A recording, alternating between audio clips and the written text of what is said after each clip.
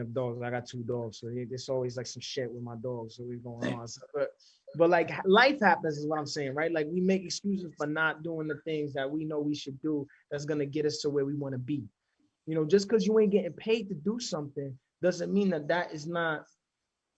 Doesn't mean that it's not the right thing to do. Mm. I wasn't. Nobody was paying me to write songs. Nobody paid me to come to LA. I paid for all those things. I saved up money from this other thing I was doing to do the other thing that I want to do. And I think it's really showing up and taking control of your narrative too. You feel me? Like we don't have control over everything in life, obviously, but like we can be as prepared as possible. Like, it's like you don't want to walk, you want to be set yourself up for success, right? Like again, we don't have control if people tell us no. Like I don't nobody not everyone's gonna like my music, but I know that I can make if I love my music and I worked and I gave it my best and I tried my hardest and I put together the 12, 13, 14 songs that I love the most on a record and gave that to the world. That's all I have control over. But I did my best with the thing that I have control over. So I think right the things that we do have control of, it's like boom, let's get after it, right? Like your mental, your I guess all of that to say is I encourage people, like especially people coming up, man, like be as prepared as possible, right? Like write down things you want to do, man. And don't let people tell you what your dream is. Because people like to do that too. They like to tell you what you should be. Oh, you're a this or you're a that, or you look like you're the kind of artist. Because I had a meeting with Riggs too. Riggs thought I was a rapper. Yeah, I could rap Mhm. for sure. I got rap records. I ain't a rapper. I'm Right. not an MC. Like I don't, Right. and again, I can be that. But that's what he thought. And then I played him my music, and then there was that. That was the end of that meeting, Right. Right. Right. right? But like I wasn't like I wasn't like, oh well, let me be a rapper then, because this A&R wants to give me an opportunity. I was like, nah, fuck that shit. Yeah. I don't rap. Like Yeah. Yeah. I'm singing songs about love and shit like that or whatever. Like I'm not rapping. Yeah. And if I'm ready to rap, I put it out on my time. But I'm not gonna do that because it's person. So I guess that's what I'm saying. Like just take control of your shit. Do what you want to do. Like do the kind of things you want to do. You know what I'm saying? Love it. I love it.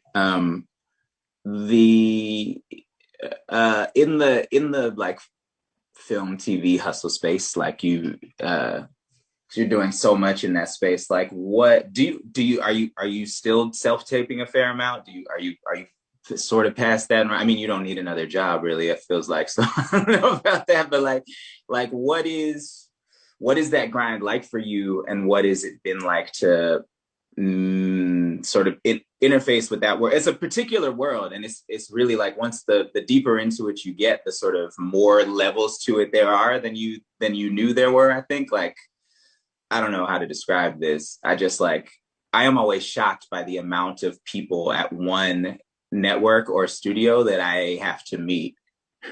You know what I'm saying?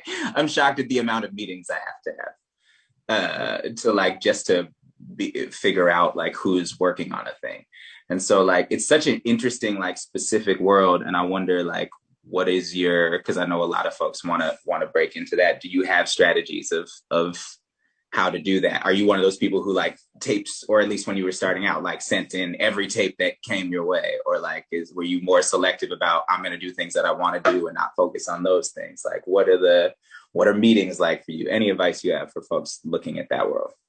Yeah, like meetings I would take, especially before. Like I think after a while, especially if you have the time, right? Like you make the Mm-hmm. time. Like if you ain't like if when you hungry, especially like you trying to meet anybody, it's like going to I remember the first time I applied for a job in my life. I went everywhere. I went to McDonald's. I went to this like 99-cent store. I went like you going anywhere to get I don't give somebody. Yo, I know I ain't got nothing on my resume, but look, I promise I got something to offer. Right. And then, right, you go there, you learn what you got to learn, blah, blah, blah, blah, blah. And then you move on and you take another meeting or whatever it is, right? But like, I think in the beginning, Yeah, I was taking all mad meetings all the time, all the time. Not so much anymore because, not because I don't want to meet people, but because I am more selective about how I spend my time. You know, Mm-hmm. because thankfully I'm so grateful that I have more work now. That it does require a lot of my brain power and a lot more time. And when you meet somebody, I ain't trying to meet somebody and not be present. I don't want to meet someone and speak. Mm. You know, I'm with you. If we're doing this, like right now, we're here, I'm with you. I'm not thinking about nothing else right now. Right. This is about us two right now talking and bars, and that's it. You know, I don't, so I try to be more selective with how I spend my time and when I take meetings now, but, because I want to be 100% invested. But yeah, I encourage people take meetings. I was doing self tapes all the time too. I don't, again, thankfully you get to a point too where you ain't got to audition as much. Right. They calling you like, yo, we got this part, and we Yeah. taking Blessed. for it. Blessed for that. That's a blessing, right? But that Yeah. comes from sending out mad tapes, and I still audition, and I don't get parts. I auditioned for like this Jordan Peele movie recently, didn't get it. Like, Oh yeah. I it, just lost one the other day. yeah, like you sending tapes still, and you like, oh man, this could be a cool job, and you still get hurt when you don't get the job sometimes. I mean, I do, but um, um, I think, yeah, I mean, it's like, yo, sending self tapes, sending tapes, um, I encourage people, yeah, it's like general meetings. I was big on that. I was like, yo, I want to meet the head of this studio. If I can meet as many executives, because I want these people to know me on a personal level. So they know, even if they don't give me a job right now, anything, I just want to meet them so they know that when they get a self tape from me, I like, I had a great meeting with him. I know, or whatever. Like, I know what we're dealing with, Yeah. they have something to speak to, um, in addition to my tape, right? Because sometimes you honestly you can get a job off your personality. Sometimes, yo, I got Most of them. I think. you know what I'm saying? They ain't seen none of my work, and we Yeah. have a meeting, and they like, yo, let's go. Yeah. It just Right. feels right, and Yeah. vice Yeah. versa. Sometimes you fuck with somebody, you like, yo, you know what? I don't even. Come on, man. Let's see what happens. Let's try it. And Um, sometimes it works and sometimes it don't. But yeah, get out there, man. Get out there. Super good advice, bro. We're gonna transition into some questions from some that are happening on the Instagram and some from our alums, perhaps. So let me go to one of these Insta questions first. Um, this is from. Ooh, sorry. There's things moving along. This is from PA Jamie.